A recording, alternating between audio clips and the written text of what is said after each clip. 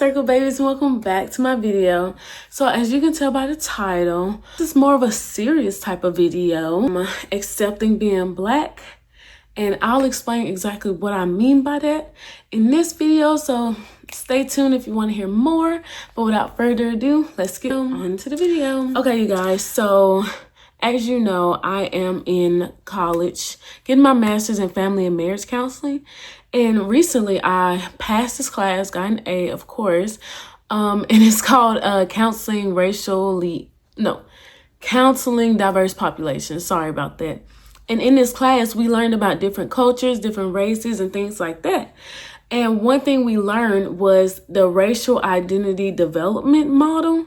And oh my gosh, you guys, this model has changed my life so much. So if you want to know where I'm getting these facts about, about how to accept yourself, go look into this racial identity development model, because I'm going to paraphrase everything, but look it up, you'll get more details. Okay, so I'm going to start off by explaining a little bit of my backstory and then how it relates to this model. And then I'm going to use, because it's Black History Month, hello, happy Black History Month, I'm going to use Malcolm X as a perfect example.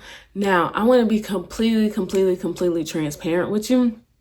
I got really far in the book. I plan to read it this month, like reread it, but stuff happened. And, I got school, I got work. I got all that. I'm working 2 jobs now. So it was too much. I really could have read it in my second job, but I'm reading another book. Besides all that, I read at least I read like 75%. When he became Muslim, he found his wife. That's why I kind of stopped reading. But my teacher told me the rest of it. So I'm speaking from someone who knows, okay? So anyway, you're finna see how this all ties in. I'm sorry, I'm just rambling. But my story. So ever since I was a little girl, like I lived in a small town. It's pretty diverse. At least I assumed it was diverse because there was enough black people and enough white people to where no one was really out overpowering each other. Like I didn't feel like a minority. And so a lot of Caucasian friends, in movies, I don't know if you guys know this, but it's a lot of like white leads. And I was like, ooh, I'm her, like us little girls do, not really realizing what that means. Not really liking my curls. I would rather have straight hair if I could. My mom didn't let me. But stuff like that. I had majority of white friends just because I feel like I could relate to them. And between you and me, I really did not like black guys until I seen How to Get Away with Murder. I think his name's Albert. I don't know his name.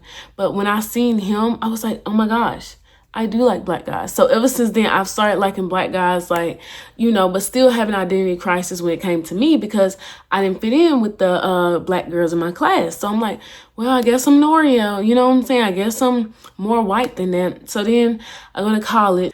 And, I go to college in Memphis, so it's like it's mostly blacks, like in Memphis. So I'm like, still not noticing any differences.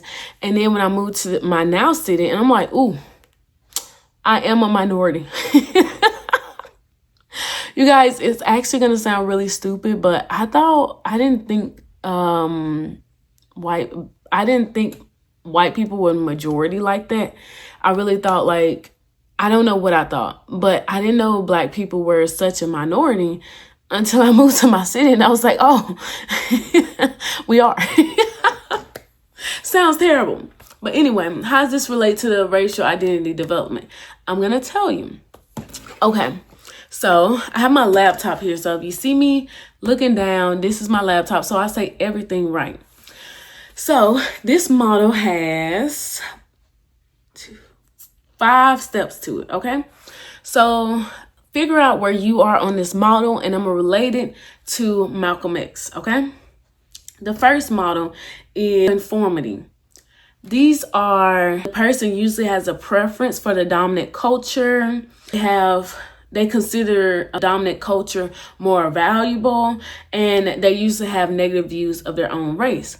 Now think about when Malcolm X, he used to dye his hair. Not dye his hair. He used to get his hair perm. He used to hang around white people. White women specifically loved him, some white women.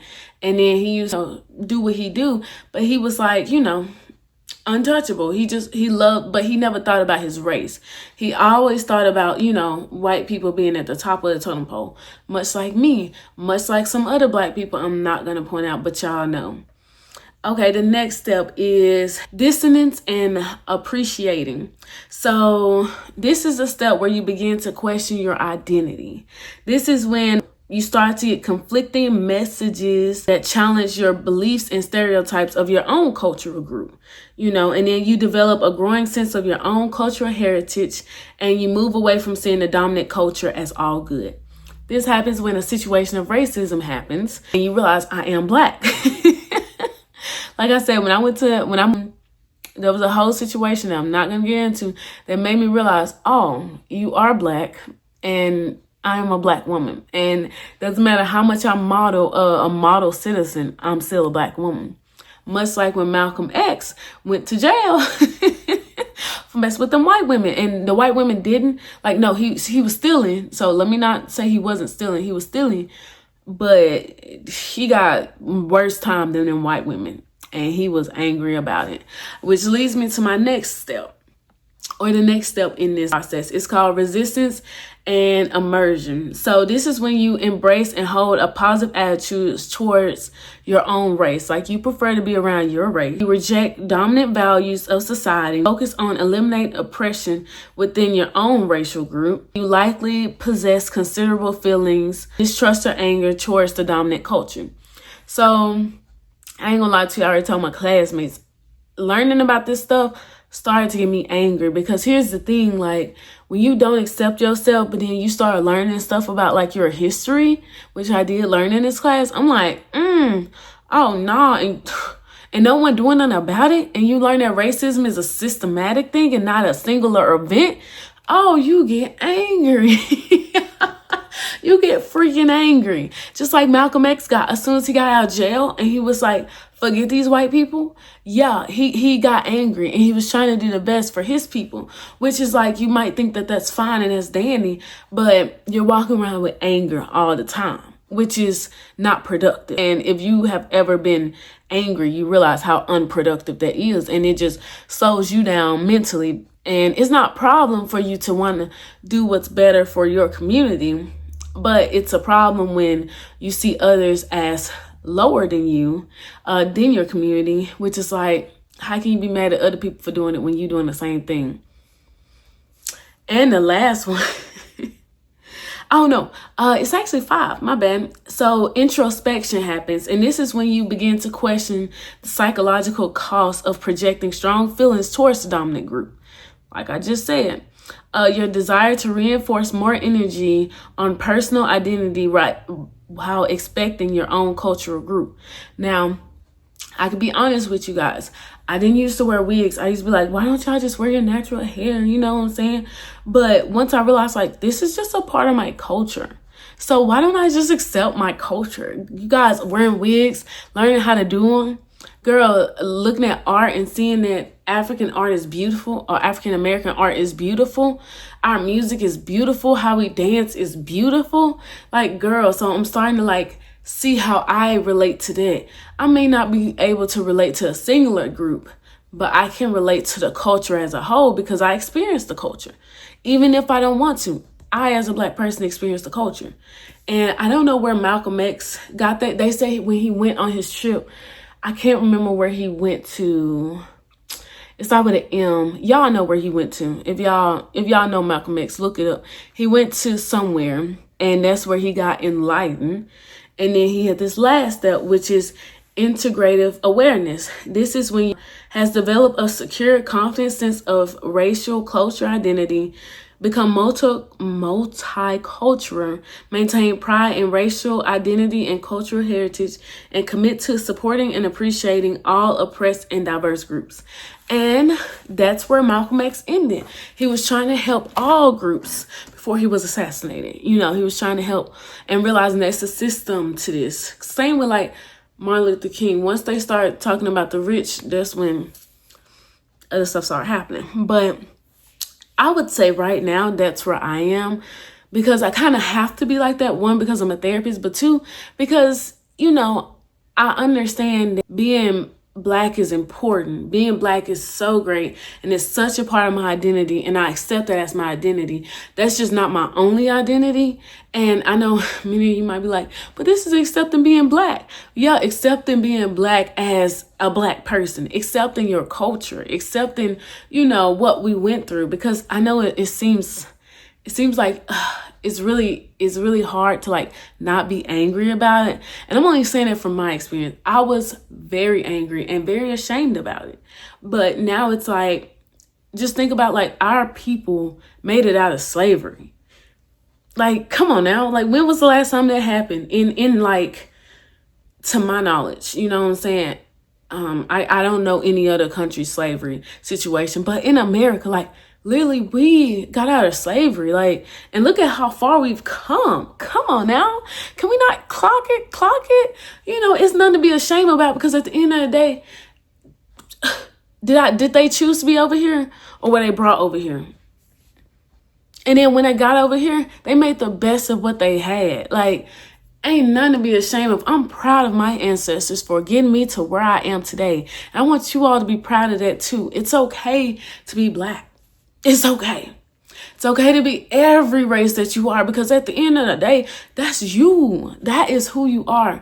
I'm only speaking about Black people, but that fits with all minorities. I don't know. I just did Black because that's who I can relate to. I just want to say that the majority has a model too. It's under the same name. So if you're a majority, you can see that.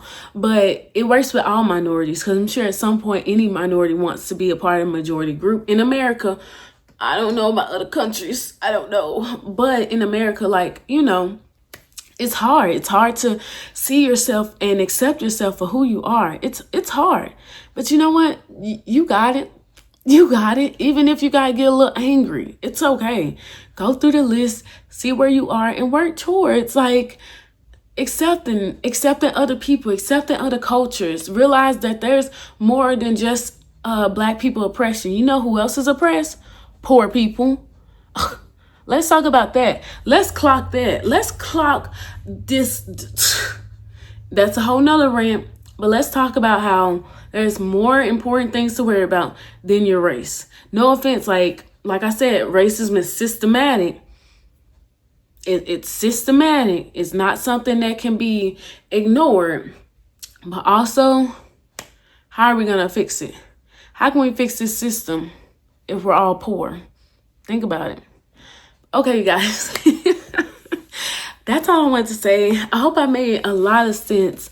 And I hope you had a great Black History Month, you guys. Black people do amazing things. And I just... Ooh, you guys, why did I think my thing was going to fall? It was. Okay. I'm going to just hold this to end the video. But no, that's all I wanted to say. It's okay being Black. It's okay being white. It's okay being Asian. It's okay being Hispanic, Latino, Native American, Hawaiian, Palestinian, Israel, Jewish, European, African. Those are all the ones I can think on top of my head. If you're any other culture or race, it's okay being you too, you guys. It's okay. Let's just, live life to the fullest and, enjoy everything that makes us different and everything that makes us the same. So that's all I wanted to say, Circle Babies. I'll see you in my next video. Also, my video is about to change. I've gone through a new development, so stay tuned for that. But I'll see you in my next video. Be there or be square. We're not squares, we're circles. So I'll see you later, Circle Babies. Bye.